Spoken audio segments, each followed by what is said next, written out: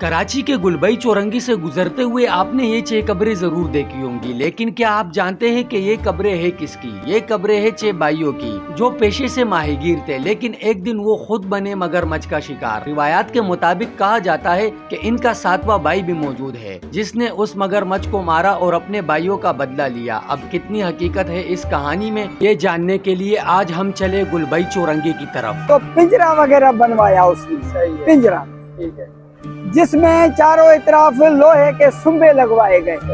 तो मगरमच्छ जैसे फिर आएगा काटने के लिए। जब वो जाल बनाया गया, उस जाल को समंदर में फेंका गया। उसी जगह पे जब वो मगरमच्छ निकला तो उस मगरमच्छ को पकड़ लिया गया और वो मगरमच्छ फिर मर गया। अगर तो जिंदा रहे, बाद में उनका जो इंतकाल किस तरह हुआ ये पता, कोई तारीख भी नहीं बताती, लेकिन बाद में उसका जो इंतकाल हुआ उसकी मजार जो है ना, ये मसरूर एयरबेस इधर बराबर में है। अच्छा, बिल्कुल।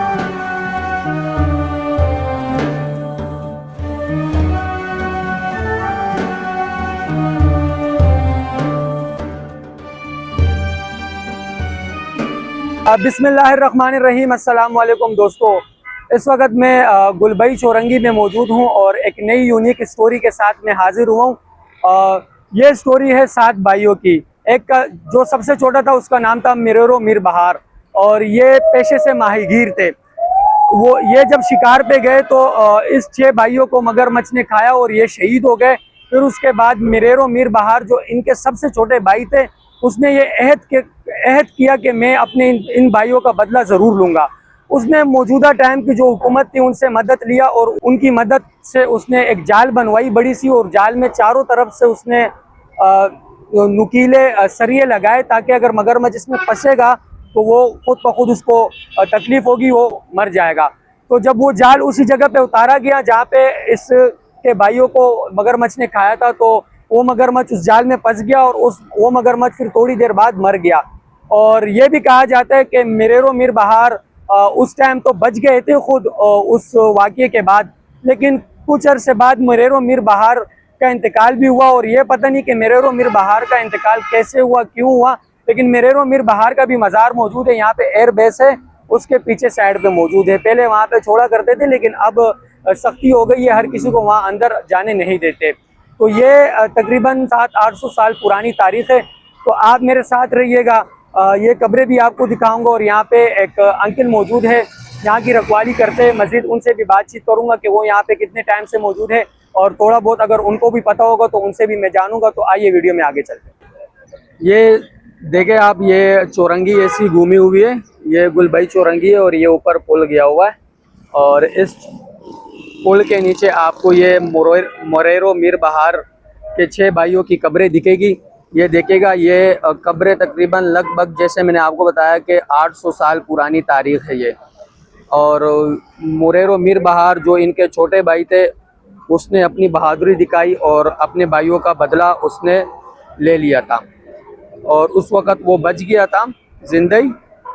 उसके कुछ टाइम बाद फिर उसका इंतकाल भी हो चुका था और उसका मज़ार भी बनाया गया है, लेकिन यहाँ से चंद कदम आगे की तरफ, मतलब थोड़े से फासले में उसका मज़ार भी बनाया गया है। ये देखिएगा आप, ये कब्र आप देखें कि ये कितना पुराना कब्र है और ये एक रियल स्टोरी है। और यहाँ पे आज इसलिए मैं आया क्योंकि स्टोरी वगैरह आपको मैं इस तरह स्टोरी वगैरह और तारीख़ी जगह आपको दिखाता रहता हूँ। तो इस बारे में मैंने रिसर्च किया और यहाँ पे भी मैं आया और ये देखिएगा, ये काफ़ी ज़्यादा पुरानी कब्र है। यहाँ पे हमारे साथ अंकल मौजूद है जो यहाँ की देखभाल वगैरह करते हैं। तो स्टोरी तो मैंने जितनी पढ़ी है वो तो मैंने आपको बता दी, लेकिन अंकल को भी कुछ ना कुछ पता होगा तो इनसे भी मज़ीद जानेंगे। अस्सलाम वालेकुम अंकल। अंकल क्या हाल है, कैसे हैं? अल्लाह का ठीक है। अच्छा अंकल, मिरेरो मीर बहार जैसे हमने सुना है कि ये सब में से छोटे भाई थे। हाँ, और फिर ये भी हमने सुना है कि समंदर में ये माहीगीर थे, माहीगीरी ये करते थे और ये समंदर में गए थे माहीगीरी करने, शिकार करने मतलब। और वहाँ पे मगरमच्छ ने इन भाइयों को खा लिया, मतलब ये शहीद हो गए। उसके बाद मिरेरो मीर बहार जो इनके छोटे भाई है, उसने इनका बदला लिया। हाँ, बदला बस इस तरह लिया कि उनको पकड़ा बस, और वो मर भी गया। अच्छा, मगरमच्छ किसी को बार। पकड़ा था हाँ तो मगरमच्छ को फिर उसने मार दिया था। हाँ, वो किस तरह पकड़ा, वो लाजमन एक बंदा तो नहीं पकड़ सकता ना उसको। बिल्कुल तो उस वक्त के इंतजामिया से इसने मदद मांगी, सही है। तो उन्होंने कुछ उनका मशूरा कुछ उनका मशूरा, तो पिंजरा वगैरह बनवाया उसने। सही है। पिंजरा ठीक है। जिसमें चारों तरफ लोहे के सुम्बे लगवाए गए, सही। तो मगरमच्छ जैसे फिर आएगा काटने के लिए, हाँ खाने के लिए, तो उसको मुंह में ऊपर भी लग जाए, ऐसे जैसे होता है ना उसका मुंह, जी जी। तो ऐसे जो जोर से उसने मगरमच्छ से किया, अच्छा। हाँ, तो ऊपर भी सुम्बे लग गए, नीचे की तरफ भी सुम्बे अंदर फंस गए, तो इसी तरह इनको पकड़ के बाहर लाया गया। अच्छा। हाँ, उस वक्त की इंतजामिया ने भी इसकी लाजमन हेल्प की होगी, बिल्कुल। तो इस तरह उसको काट के ये रगड़े हुए 6 भाइयों के लाश अच्छा निकाले। अंकिल, ये बताइएगा कि जैसे हमने सुना है कि जो कब्रें हैं हाँ। लगभग इससे तकरीबन 700-800 साल हो चुके, तो ये वाकई में 700-800 पुरानी तारीख है बिल्कुल बिल्कुल ये है, और ये एक रियल स्टोरी है। ये कहावत नहीं है, ये स्टोरी है। हालांकि पहले बंदे कहते थे कि बस कहावत है, कुछ है, ये है, लेकिन जब से शाह अब्दुल लतीफ भिटाई ने जी इनकी तारीफ की, इनके इशार पढ़े, पूरा बाब लिखा, जी जी। पूरा किताब लिखा है इनके इनके अच्छा। ऊपर ना। हाँ, तो उसके बाद अवामुन्नास ने समझा कि नहीं, इतनी बड़ी हस्ती इनके लिए, इनके इशार पढ़ती है, इनके लिए कुछ तारीफ करती है, तो लाजमन ये कहावत नहीं है, एक हकीकत है। तो कोई किताब निकाला है जिसका कहते हैं कि सुरघातू के नाम का किताब है, और किताब सिंधी में, और किताब का नाम है घातू घर ना आया।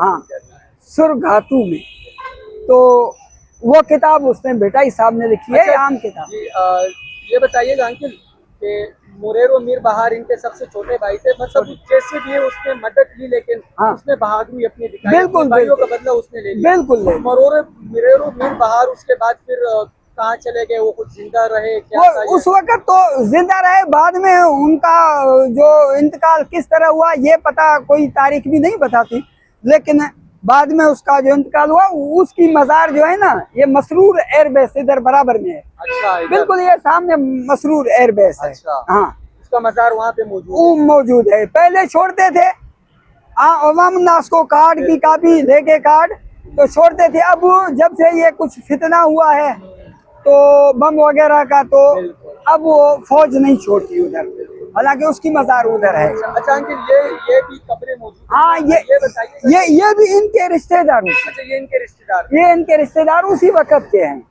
हाँ, ये कहते हैं आम लोग, पुराने लोग भी, तो ये उनके रिश्तेदार उस वक्त के थे। बकाया जो गवर्नमेंट ने इधर कोई और मजार नहीं बनाई।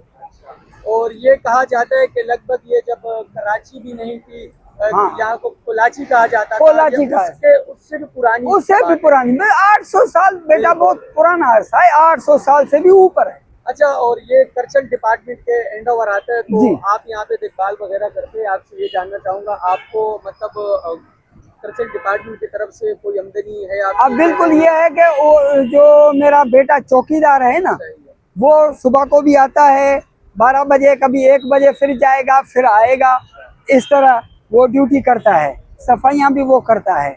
मुझे भी टाइम मिलता है तो मैं भी आके इधर, वो नहीं होता तो फिर मैं खिदमत करता हूँ, समझा।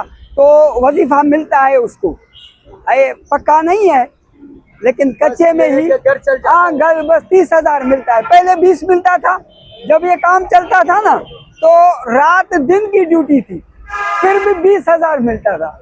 डे नाइट की ड्यूटी, महीनों के महीने काम चलाइए। ये बाद में ऊपर हुआ ना, पहले तो नीचे था। बिल्कुल, ये सब नीचे था।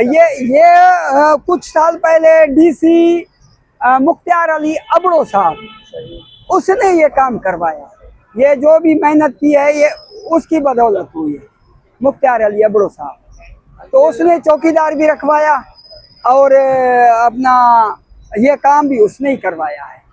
अभी भी इंशाल्लाह ऐसे अफसर आएंगे तो और भी ज्यादा काम ये बकाया ही आएगा। जिस तरह इनकी स्टोरी है, और तो चाहिए था कि यहाँ पे एक मजार नुमा बनाया जाए। हाँ बिल्कुल, वो तो ये बात है, लेकिन ये कुछ कमजोरी है अपने इनके डिपार्टमेंट की। करेंगे आहिस्ता आहिस्ता, इतना किया है, अल्लाह उनको तौफीक देगा। तो अल्लाह उनको तौफीक देगा तो ये और काम भी है जो बकाया है वो भी करवाएंगे। और ये कब्रें देखिएगा कितनी पुरानी है, आप देख सकते हैं। और अच्छा, ये एक यूनिक बात ये होती है ना अंकिल के यहाँ की कब्रों के डिजाइन भी मुख्तलिफ है। हाँ। मतलब ये उस टाइम में इस तरह की कब्रें हुआ करती इस तरह करो, ये पुराने दौर में इस तरह करती थी, तो गवर्नमेंट ने बनाया भी उसी नक्शे के मुताबिक है ना। और यहाँ पे किसी कब्र पे किसी का नाम ही मौजूद नहीं, नाम मौजूद नहीं। ठीक है अंकिल, बहुत बहुत शुक्रिया, अच्छा लगा आपसे बात कर शुक्रिया शुक्रिया।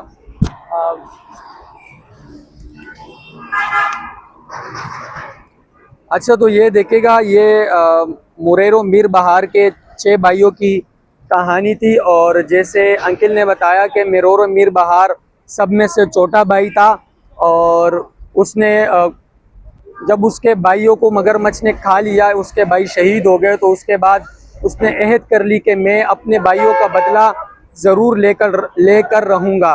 तो उसके बाद फिर मुरेरो मीर बहार ने इदारों से मदद ली, और उसको इदारों की तरफ से भी मदद दी गई, उसके साथ कोऑपरेट किया गया। और एक जाल बनवाया उसने, और उस जाल में चारों तरफ लोहे के राड लगा दिए। और वो राड इसलिए लगाए थे ताकि मगरमच्छ जब आएगा, इसमें फंसेगा, तो उसको लगेगी चारों तरफ से और वो खुद ब खुद मर जाएगा। तो इसी तरह हुआ, जब वो जाल बनाया गया, उस जाल को समंदर में फेंका गया। उसी जगह पे जब वो मगरमच्छ निकला, तो उस मगरमच्छ को पकड़ लिया गया, और वो मगरमच्छ फिर मर गया उसी टाइम पे। और अच्छा, ये भी कहा जाता है कि अंकिल ने भी कहा था कि स्टोरी तो मैं देख कर आया था, लेकिन पुरानी स्टोरियाँ है, ये बुजुर्ग लोग हैं, इनको जो किताबों में होती है और जो आजकल सोशल मीडिया पे होती है, उनसे ज़्यादा इनको बेहतर पता होता है। और दूसरा ये भी मैं आपको बता दूं कि मुरेरो मीर बहार जो कि इनके छोटे भाई थे, और उसका भी बाद में फिर इंतकाल हुआ। और ये पता नहीं कि उसका इंतकाल कैसे हुआ, क्यों हुआ, लेकिन उसका भी मज़ार बनाया गया है। ये सामने एयर बेस नज़र आ रहा है, इस एयर बेस के उस साइड पे उसका भी मज़ार बनाया गया है। और पहले उस मज़ार में अंदर छोड़ा करते थे, लेकिन अभी जैसे कि कराची में हादसात वगैरह हुए हैं, उसके बाद जो है ना, वहाँ पे भी किसी को छोड़ते नहीं है। तो आज की वीडियो मेरी थी मुरेरो मीर बहार की स्टोरी पर। उम्मीद करता हूँ कि आप लोग को अच्छी लगी होगी। अगर आप लोग इस तरह स्टोरियाँ देखना पसंद करते हैं तो आप मेरे चैनल को सब्सक्राइब करें। इंशाल्लाह इससे अच्छी स्टोरियाँ और तारीख़ी जगहों पर मैं आपको लेकर चलूँगा। तो अब तक के लिए दीजिए मुझे इजाज़त, फिर मिलेंगे किसी नई जगह में, किसी नई वीडियो के साथ। अपना ख्याल रखिएगा। अस्सलाम वालेकुम।